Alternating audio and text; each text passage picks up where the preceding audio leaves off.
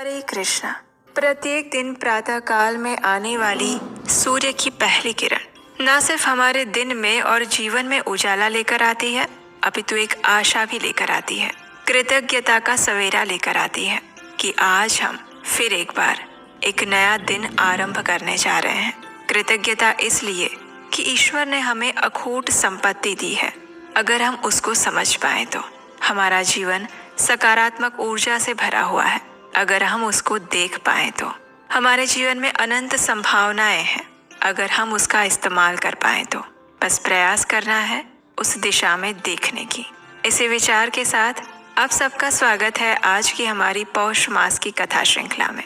आशा है आप सभी लोग प्रतिदिन प्रातः काल में सुनाई जा रही इन पौष मास की कथाओं का श्रवण करते होंगे और हमें विश्वास है इसके साथ ही ये पौष मास की कथाएं आपको अपनी आध्यात्मिक साधना को और मजबूत बनाने में सहायक बनेगी। तो चलिए आज की हमारी पौष मास कथा आरंभ करते हैं। पौष मास कथा श्रृंखला की पिछली कड़ी में हमने सुना कि वशिष्ठ ऋषि के मार्गदर्शन में सोम शर्मा ब्राह्मण ने अपनी पत्नी सुमना के साथ भगवान श्री विष्णु की घोर और कठिन तपस्या की और उससे प्रसन्न होकर भगवान श्री हरि उनके सामने प्रकट हुए और उन्हें वर मांगने के लिए कहा। और तब सोम शर्मा ब्राह्मण ने कहा, हे प्रभु, पहले तो आप मुझे अच्छी तरह से निश्चित किया हुआ एक वर ये दीजिए कि मैं प्रत्येक जन्म में आपकी भक्ति करता रहूं। दूसरा वर ये दीजिए कि मुझे मोक्ष प्रदान करने वाले अपने अविचल परम धाम का आप दर्शन करवाइए। तीसरे वर के रूप में मुझे एक ऐसा पुत्र दीजिए जो अपने वंश का उद्धार करने वाला हो, दिव्य लक्षणों से संपन्न हो, विष्णु भक्ति परायण हो, मेरे कुल को धारण करने वाला, सर्वज्ञ, सर्वस्व दान करने वाला, जितेंद्रिय हो, तप और तेज से युक्त हो, देवता, ब्राह्मण और इस जगत का पालन करने वाला, श्री भगवान आपका पुजारी और शुभ संकल्प वाला हो। और इसके अलावा हे केशव, आप मेरी दरिद्रता को भी हर लीजिए। सोम शर्मा ब्राह्मण के इस वरदान के विषय में सुनकर भगवान श्री हरि ने कहा, हे द्विज श्रेष्ठ, ऐसा ही होगा, इसमें कोई संशय नहीं है। मेरे आशीर्वाद से तुम्हें सुयोग्य पुत्र की प्राप्ति होगी जो तुम्हारे वंश का उद्धार करने वाला होगा। तुम इस मनुष्य लोक में भी परम उत्तम दिव्य और मनुष्योचित भोगों का उपभोग करोगे और उसके बाद तुम परम गति को प्राप्त करोगे। इस प्रकार भगवान श्री हरि वरदान देकर अंतर्ध्यान हो गए और उसके बाद द्विज श्रेष्ठ सोम शर्मा ब्राह्मण अपनी पत्नी सुमना के साथ नर्मदा नदी के पुण्यदायक क्षेत्र पर उत्तम तीर्थ अमरकंटक में रहकर दान पुण्य करने लगे। और इस प्रकार बहुत समय व्यतीत हो जाने पर एक दिन सोम शर्मा कपिला और नर्मदा के संगम में स्नान करने गए। घर आकर ब्राह्मण उचित कर्म में लग गए और उस दिन व्रत से शोभा पाने वाली परम सौभाग्यवती सुमना ने पति के सहवास से गर्भ धारण किया। समय आने पर उन्होंने देवताओं के समान कांतिमान उत्तम पुत्र को जन्म दिया जिसके शरीर से तेजोमयी किरणें छिटक रही थी। उसके जन्म के समय आकाश में बार बार देवताओं के नगाड़े बजने लगे।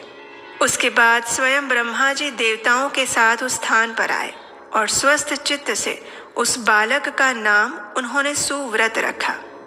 इस प्रकार नामकरण करने के बाद सभी देवता स्वर्गलोक चले गए। उनके जाने के बाद द्विज श्रेष्ठ सोम शर्मा ने बालक के जात कर्म आदि संस्कार किए और वो सुव्रत जो भगवान की कृपा से प्राप्त हुआ पुत्र था, उसके जन्म लेने पर ब्राह्मण के घर में धन धान्य से परिपूर्ण महालक्ष्मी भी निवास करने लगी। हाथी, घोड़े, भैंस, गाय, सोने और रत्न इत्यादि किसी भी वस्तु की कोई कमी न रही। सोम शर्मा का घर रत्न राशि से कुबेर भवन की भांति शोभा पाने लगा। उस ब्राह्मण ने दान पुण्य आदि धर्मों का अनुष्ठान किया। तीर्थों में जाकर वे नाना प्रकार के पुण्यों में लगे रहे और जो भी दान और पुण्य संभव था वो सब कुछ किया। मेधावी सोम शर्मा का सारा जीवन ही ज्ञान और पुण्य के उपार्जन में लगा रहा। जब उनका पुत्र बड़ा हो गया तो उन्होंने हर्ष के साथ उनका विवाह किया और फिर उसके पुत्र के भी पुत्र उत्पन्न हुए जो बड़े ही पुण्यात्मा और उत्तम लक्षणों से संपन्न थे। वे सब भी सदा सत्यवादी, धर्मात्मा, तपस्वी, दान और धर्म में संलग्न थे और उन पौत्रों के भी पुण्य संस्कार सोम शर्मा ने ही संपन्न किए।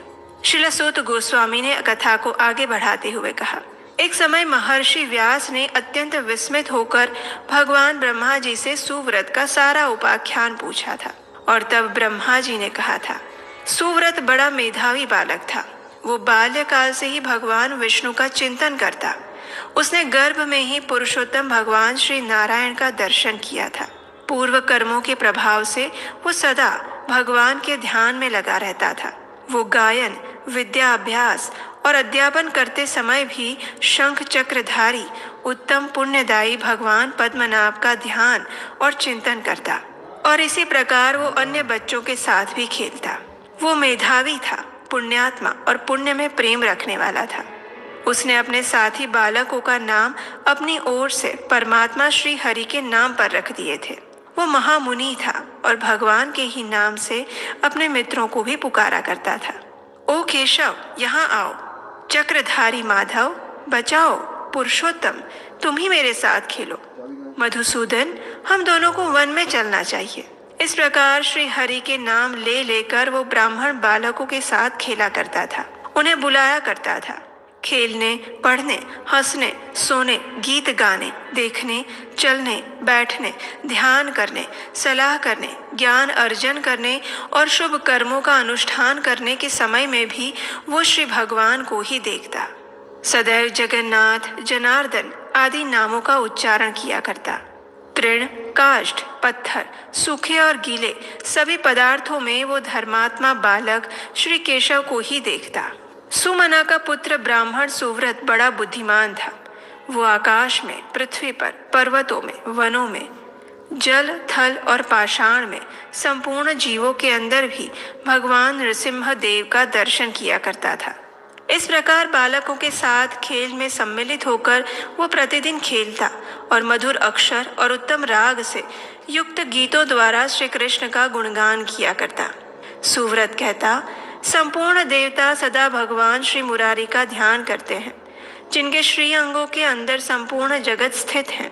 जो योग के स्वामी, पापों का नाश करने वाले, शरणागतों के रक्षक हैं, उन भगवान मधुसूदन का मैं भजन करता हूँ।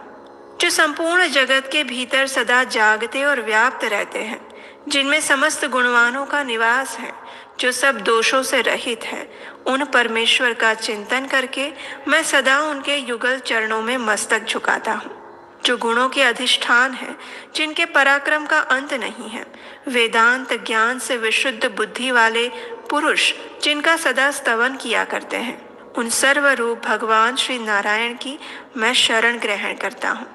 जो योगीश्वरों के हृदय में निवास करते हैं, जिनका शुद्ध और पूर्ण प्रभाव सदा और सर्वत्र विख्यात है।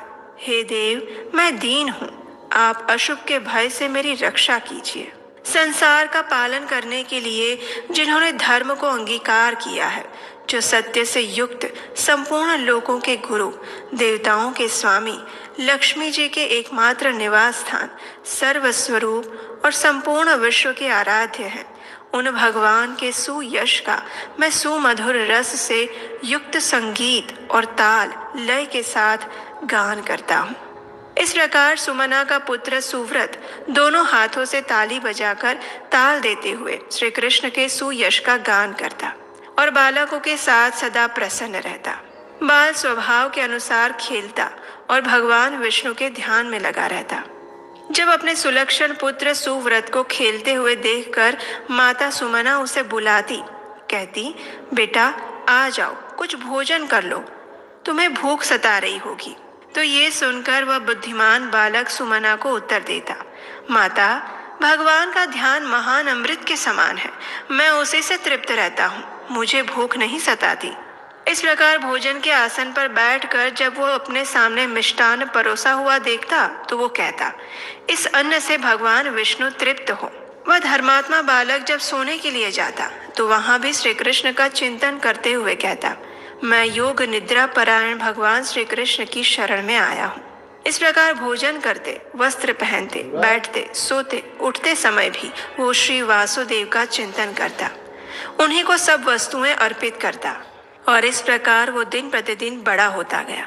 वह धर्मात्मा सुव्रत युवावस्था आने पर अपने काम और भोग का त्याग करके वैडूर्य पर्वत पर जाकर भगवान श्री विष्णु के ध्यान में मग्न हो गया। उसने तपस्या आरंभ की। उस श्रेष्ठ पर्वत पर सिद्धेश्वर नामक स्थान के पास वो निर्जन वन में रहता। काम, क्रोध आदि संपूर्ण दोषों का परित्याग करके इंद्रियों को संयम में रखते हुए तपस्या करता। अपने मन को एकाग्र करके भगवान श्री विष्णु के साथ जोड़ देता। इस प्रकार परमात्मा के ध्यान में 100 वर्षों तक लगे रहने के बाद उसके ऊपर भगवान श्री कृष्ण की कृपा हुई। भगवान जगन्नाथ अत्यंत प्रसन्न हुए और लक्ष्मी जी के साथ उसके सामने प्रकट होकर कहने लगे, हे धर्मात्मा सुव्रत, अब ध्यान से उठो, तुम्हारा कल्याण हो। मैं पास आया हूँ, मुझसे कोई वर मांगो। मेधावी सुव्रत भगवान श्री विष्णु के ये उत्तम वचन सुनकर अत्यंत हर्षित हो गया। उसने आंखें खोलकर देखा तो स्वयं जनार्दन सामने खड़े थे और फिर दोनों हाथ जोड़कर उसने भगवान को प्रणाम किया और उनकी स्तुति करने लगा। सुव्रत ने कहा, हे जनार्दन, ये संसार समुद्र अत्यंत गहरा है, इसका पार पाना कठिन है। ये दुखमयी लहरों और मोहमयी भांति भांति की तरंगों से भरा है। मैं अत्यंत दीन हूँ और अपने ही दोषों और गुणों से, पाप पुण्यों से प्रेरित होकर इसमें फंसा हूँ। आप मेरा इससे उद्धार कीजिए। कर्म रूपी बादलों की भारी घटा घिरी हुई है जो गरजती और बरसती भी है।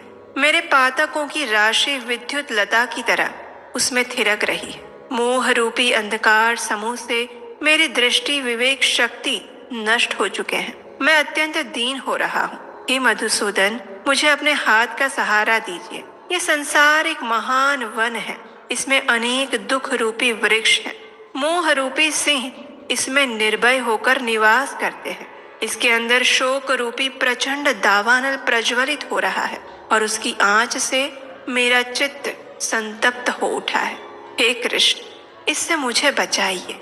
मैं ना तो दूसरे का नाम लेता हूँ, ना दूसरे को भजता हूँ, न दूसरे का चिंतन करता हूँ। नित्य निरंतर आपके चरण कमलों का प्रणाम करता हूँ। इस प्रकार मैं आपकी शरण में आया हूँ। आप मेरी रक्षा करें। मैं नौकर की भांति जन्म जन्म आपका दास बना रहा हूँ। हे श्री कृष्ण, यदि आप मुझ पर प्रसन्न हैं तो मुझे ये उत्तम वरदान दीजिए। मेरे माता पिता को सशरीर अपने परम धाम में पहुँचाइए। मेरे ही साथ मेरी पत्नी को भी अपने लोक में ले चलिए। इस प्रकार भगवान की स्तुति करके और उनके वरदान को मांगकर सुव्रत चुप हो गया।